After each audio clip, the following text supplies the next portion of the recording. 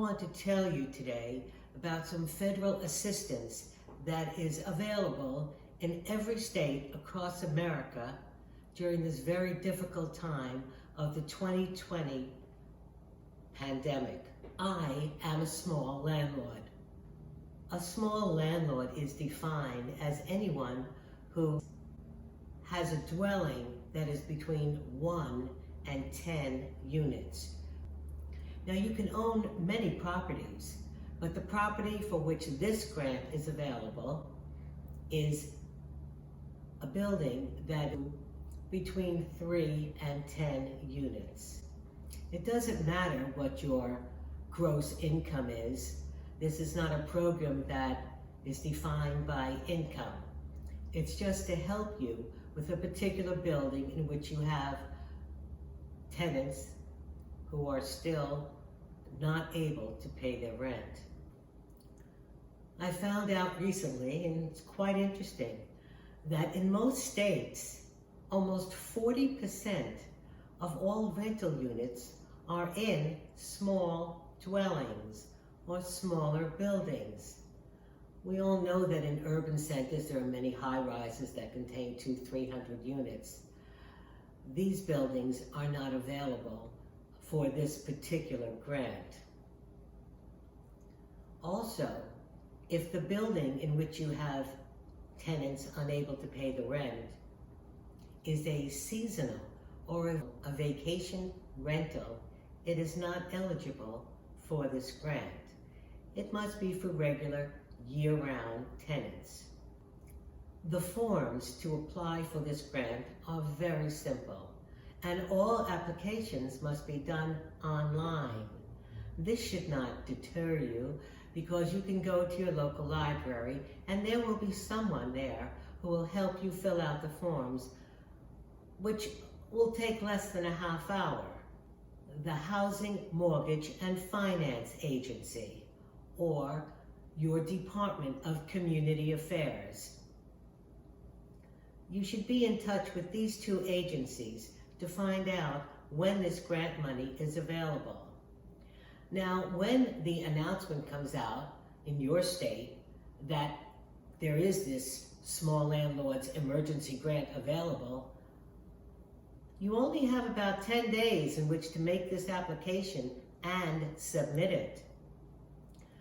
So if you call your local governmental agency and find out that the application process is closed, don't get dismayed, because very often there is a second wave of the grant or a third wave of the grant. So make sure you get your paperwork and your documentation together. They will be issuing another period of grant application. I'd like to tell you now the qualifications, which are only 6, and the documentation that is necessary for you to submit for a grant. First, the property for which you are applying to be given help for losses must be in the state in which you are applying. For example, you cannot live in Massachusetts and own a rental property in New Jersey, and the New Jersey property has losses. If you're applying in Massachusetts, the property must be in Massachusetts. Again, as I mentioned before, the property must not be a seasonal or vacation rental. It must be a regular year-round rental. The property for which you're applying must be registered with your state housing agency. Usually this is the Department of Community Affairs. The registration is usually given to you because once every 3 years or 5 years, there's usually a state inspection to make sure that the property is being kept safe and up to code. The next qualification is that you must be current in both your local and state taxes. The losses for which you are applying has to be between February 2020 and July 2020, because this was the initial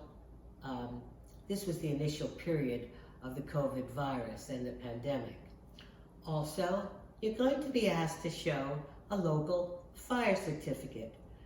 Most rentals, when you go for your certificate of occupancy, or you go to buy and sell a place, you have to have a current fire certificate that was issued between 2019 and 2020. There's going to be 3 documents that you will be asked to upload to your application. The first one is a copy of the tenant's lease. You only need the first page and maybe the last signature page. The second document you're going to have to upload is a copy of a bank statement that shows the amount of the tenant rent when they last paid it.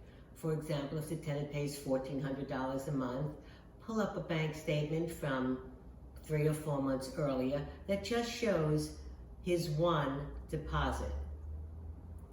And lastly, you're going to have to upload a copy of a fire certificate to show that in the last 2 years, the property has been inspected either by the local or state government. Now, these qualifications and documentation that I'm telling you about is fairly standard from state to state. It may vary a little bit, and they may ask for more or less. But again, the point is, it's really worth it to apply. It's very nice that you can get some sort of help during this pandemic period. I hope this information has been helpful to you. And if it has, just give the video a thumbs up and subscribe, because I'm going to be coming out with more information of grants available to landlords.